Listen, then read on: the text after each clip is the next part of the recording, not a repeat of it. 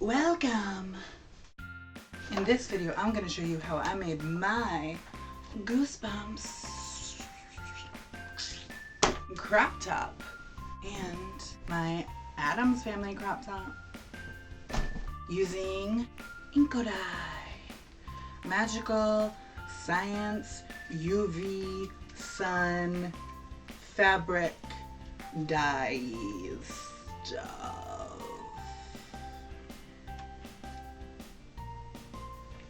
It comes in these kind of little packets, and it also comes in a bottle, which you'll see in the video, but I don't have anymore because I threw it away because I used it. But anyways, I got mine at Hobby Lobby and they were on sale, and that was great because on a budget, thanks.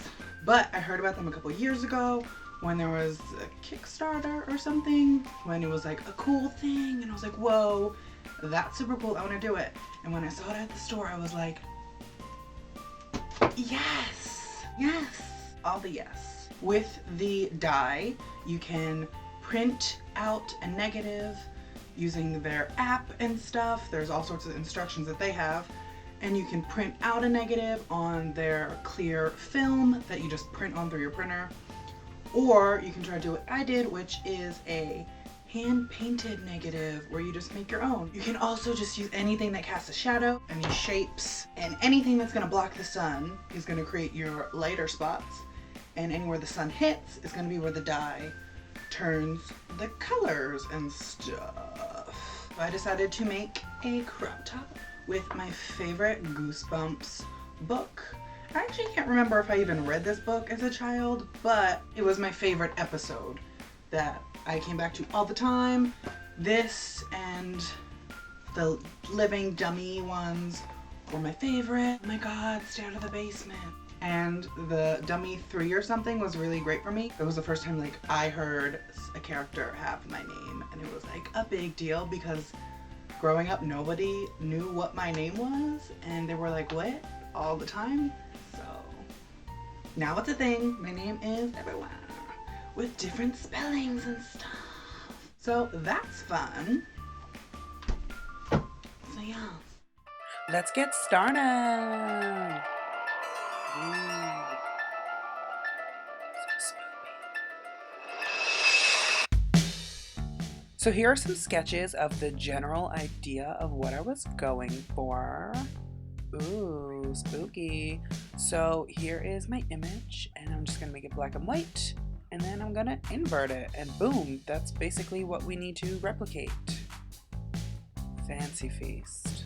Now I'm taking this big pad of paper, and I'm just gonna roughly sketch out what we want so we can lay the piece of plastic over it and just trace over it. It'll be a lot easier. Now I'm laying the shirt or crop top on the pad and marking where it is so we know not to go outside of those lines. I took my image and I gave it a little bit more contrast and then inverted it again.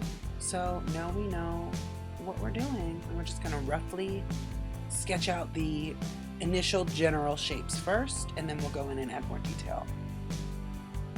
So you wanna sketch out the dark parts of your inverted image because those are gonna be the shadows that create the light parts of our print. So basically just transfer your inverted image to your paper, and then we're gonna lay our clear vinyl, clear PVC on it, use masking tape to tape the paper to the back so it doesn't slip around, and then we're just gonna paint over it. Just using normal acrylic paint. I don't think the color would matter. I'm using blue just because I have a lot, and we're literally just tracing over all of the marks we made previously. For less opaque parts of the paint, I just thinned out the acrylic paint with some water. The idea behind using clear PVC for the negative is obviously because it's clear, but also it's super easy to just paint on it. Use the image as many times as you want, and then when you're done and you want to change it up and make a new negative, just clean all of the acrylic paint off of the PVC and you're good to go. You can just paint a new one on. And if you want to keep your hand-painted negative to use over and over again, simply lay a piece of tissue paper on it and then fold it up and store as you wish. The tissue paper will make it so when you go to unfold it, the PVC doesn't stick to itself and peel the paint off with it. Because you're doing an inverted painting, it's hard to tell if it's looking right.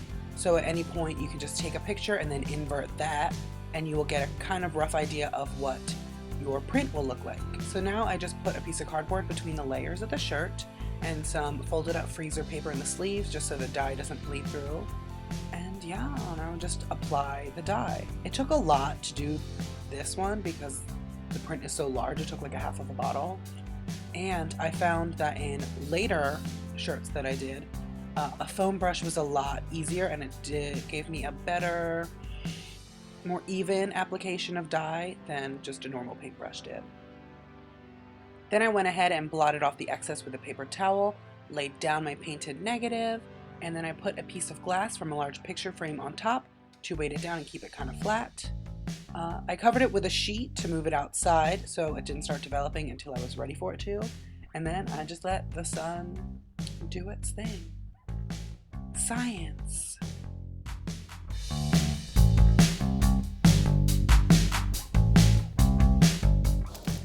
You just want to keep an eye on it, and when you're happy with the color, you want to bring it inside, throw it in the washing machine with some detergent, and run it twice on a hot load thing.